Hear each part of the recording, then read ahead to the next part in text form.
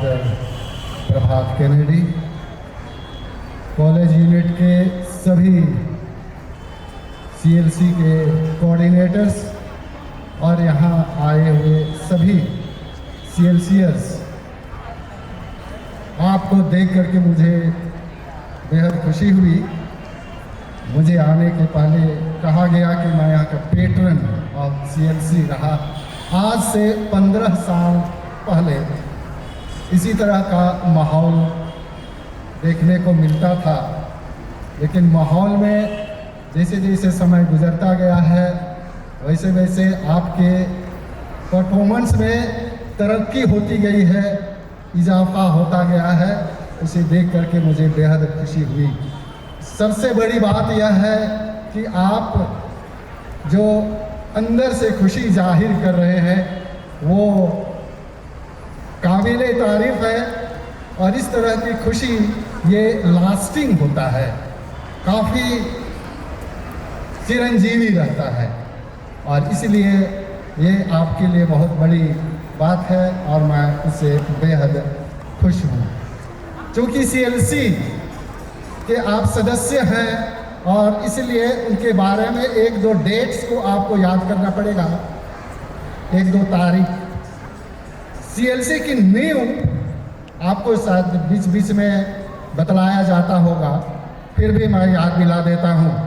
CLC की नींव 1563 ईस्वी में डाली गई थी, जब एक जेसुइट फादर जॉन लियोनिस ने 1584 में रोमन कॉलेज में इसी प्रकार के छात्र छात्राओं को जमा करके माता मरियम का एक समूह बनाने की योजना बनाई और उन्होंने इसको एकत्र किया।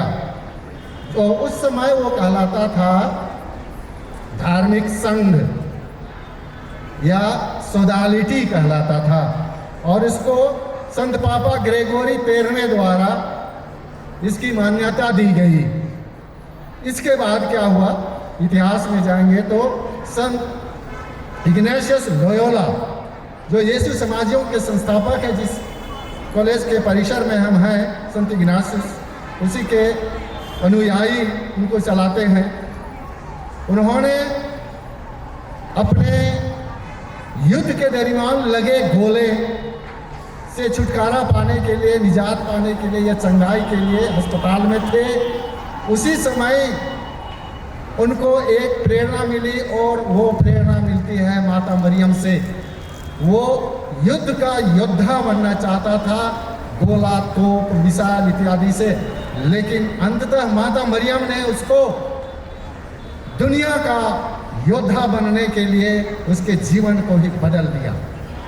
और वो एक बहुत बड़ी धार्मिक किताब लिखी जिसको कहते हैं स्पिरिचुअल एक्सरसाइजेस, और उसी के तहत यीशु समाज की वृद्धि होती है, विकास होता है, जो माता मरियम को एक मंडली के रूप में देखता है। उसी के द्वारा, उस स्पिरिचुअल एक्सरसाइजेस अर्थात आध्यात्मिक अभ्यास के द्वारा, और उसी को सोडालिटी कहा जाने लगा, और जिससे वाटिकन द्वितीय के बाद विश्व ईसाई समुदाय में इसका विकास हुआ।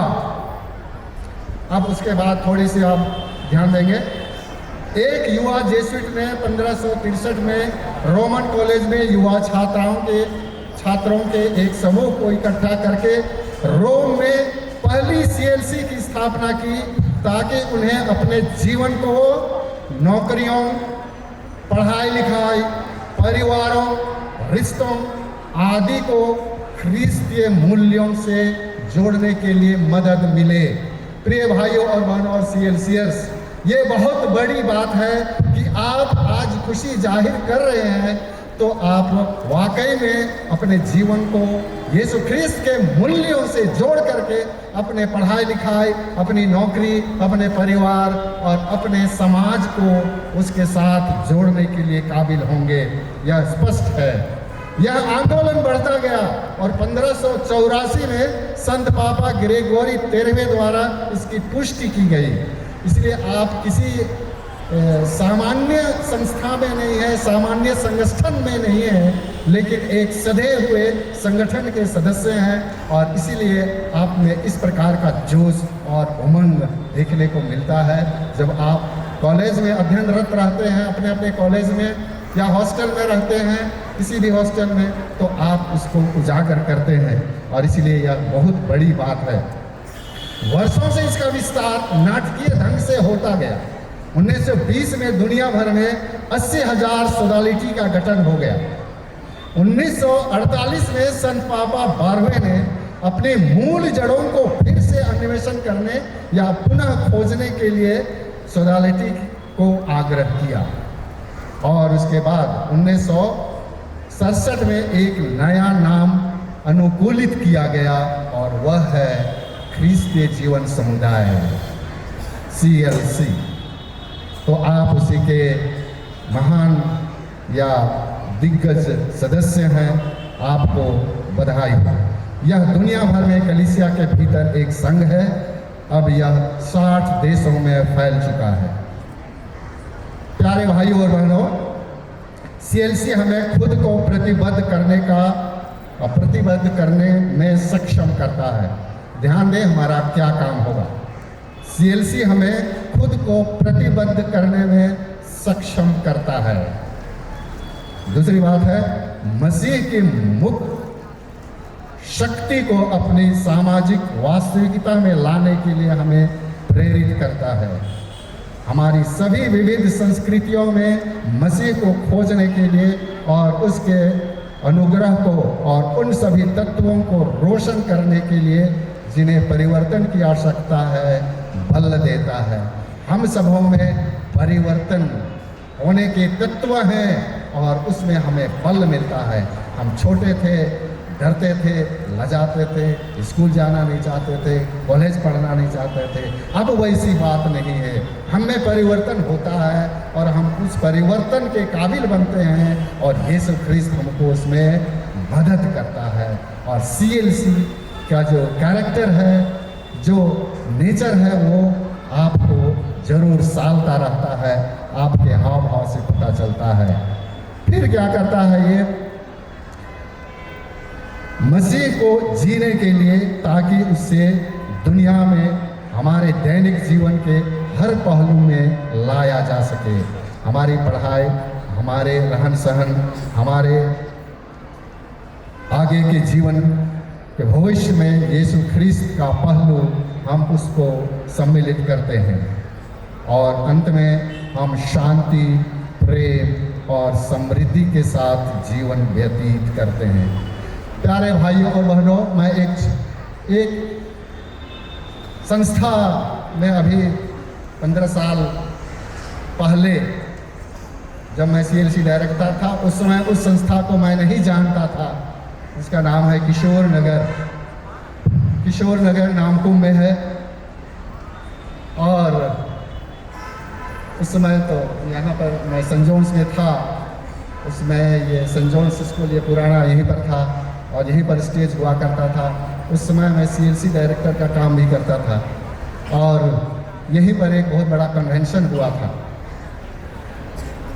तो मैं जब अभी किशोर नगर में 650 विद्यार्थी हैं, वहाँ पर रेजिडेंशियल स्कूल है, KG से PG तक, अर्थात 10th तक फुल फ्लेज क्लास है KG से लेकर के।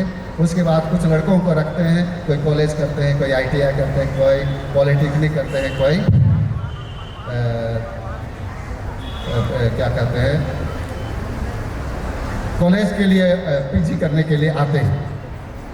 तो 6 साल से लेकर के 22-25 साल तक के लड़कों के साथ मैं 24 घंटा रहता हूँ और इसलिए मैं विगत बातों को सोच करके आपको याद कर रहा था कि CLC, क्योंकि मुझे निमंत्रण मिल चुका था फादर केनेडी के द्वारा कि आप आइए, क्योंकि आप पहले डायरेक्टर रह चुके थे। तो मैं अभी तुलना करता हूँ हमारे किशोर नगर के बच्चों को और आपको। तो आप बहुत भाग्यशाली हैं। कॉलेज में पढ़ाई करने के साथ साथ आपके ऊपर इस प्रकार की धार्मिक बातों को डाला जाता है, जो जीवन के लिए बहुत ही आवश्यक है, जो लास्टिंग है। लेकिन मेरे पास जो ऐसे बच्चे हैं उनके लिए उस प्रकार की सुविधा नहीं है। 24 घंटे एक साथ रहते हैं, शिक्षा दी जाती है, लेकिन बाद में पता नहीं जब किशोर नगर की पढ़ाई खत्म हो जाएगी तो उनका क्या होगा। तो आपको मैं याद करता था कि उस प्रकार के बच्चों के लिए, उस प्रकार के युवाओं के लिए, उस प्रकार के युवाओं के लिए भी आप इस प्रकार की धार्मिकता को लेकर के ईश्वर से दुआएं कर सकते हैं, अपने परिवार के लिए दुआएं कर सकते हैं, अपने गांव के लिए, क्योंकि वातावरण अभी अच्छा नहीं चल रहा है, आप जानते हैं। विशेष करके ये धार्मिक रुझान बिल्कुल ही कमतर होते चले जा रहे हैं। और इसलिए प्यारे मेरे विद्यार्थियों, प्यारे एनिमेटर्स और अदर CLC डायरेक्टर, मुझको यहाँ पर बुलाने के लिए आप सबों को तहे दिल से मैं धन्यवाद देता हूँ। और अंत में मैं आपको जो आज इस प्रकार से धूम धड़ाके के साथ जो क्रिसमस गैदरिंग आपने मनाया है, बिल्कुल ही काबिल तारीफ है। सबका नाम तो मैं पढ़ दूंगा तो और लंबा प्रोग्राम हो जाएगा, लेकिन सबको याद कीजिए कि आप जिस जिस हॉस्टल से आए हैं, जिस जिस कॉलेज से आए हैं, सबों ने बेहतरीन परफॉर्मेंस किया है। मैं बिल्कुल दंग रह गया कि किस प्रकार से आप खुशी से उछल पड़ते हैं, खुशी से झूम उठते हैं, खुशी से गदगद हो जाते हैं और आप उसमें सराबोर हो जाते हैं। और सभी एक से बढ़ कर के एक प्रोग्राम को देख करके मैं बहुत ही प्रसन्न था और मैं आपको बधाई देता हूँ। इस प्रकार से आपके जीवन की कामयाबी के लिए आप उत्तेजित और उत्साहित और पूरे जोश के साथ आगे बढ़ेंगे तो आपकी सफलता निश्चित है, आपकी सफलता निश्चित है। अंत में मैं आपको इसके साथ शुभकामनाएं देता हूँ कि एक अद्भुत क्रिसमस और एक नए साल की शुभकामनाएं आपको मुबारक हो। शांति, प्रेम और समृद्धि हमेशा आपके साथ रहे। आपको एक खुश नुमा और खुशहाल छुट्टियों के मौसम और एक खुशी भरा और शांतिपूर्ण नए साल की शुभकामनाएं देता हूँ। आने वाला साल के लिए शुभकामनाएं और खुशियाँ। धन्यवाद।